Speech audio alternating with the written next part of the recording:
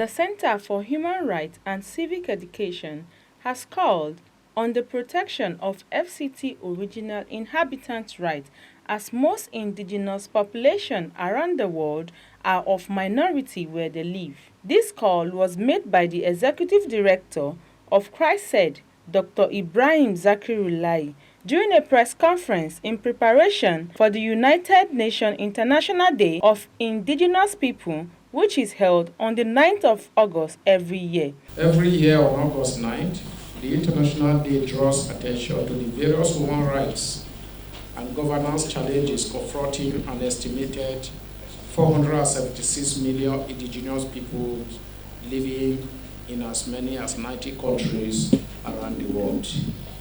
The United Nations General Assembly decided in Resolution 49214 on December 23, 1994, that the International Day of the World's Indigenous Peoples will be observed every year on August 9.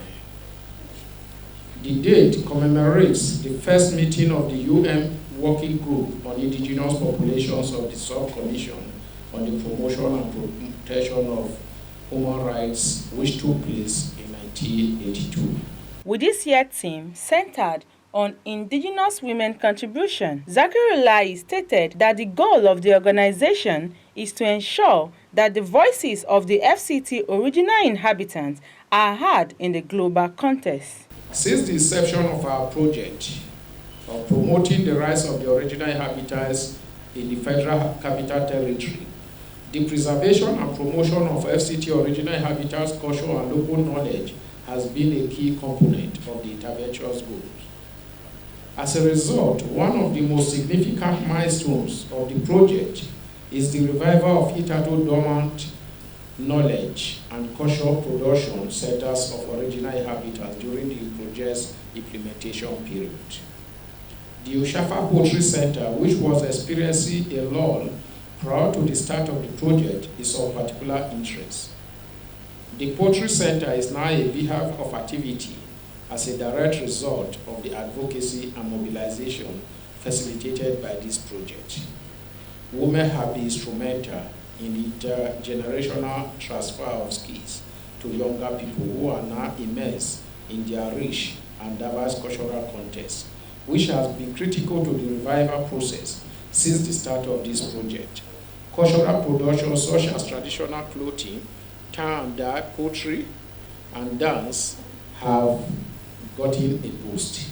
Comrade Isaac David, the president of Abuja Original Inhabitants Youth, appreciates CHRICED for rescuing them and giving them the voices they needed, as no government have ever attended to them. On behalf of the Abuja Original Inhabitants across the 6 area council and 800 communities, we are inviting the international communities, United Nations, domiciled in Nigeria here, to kindly honor our invitation to join us and celebrate our World Indigenous Day, which will be marking our history, our challenges, and how to resolve them.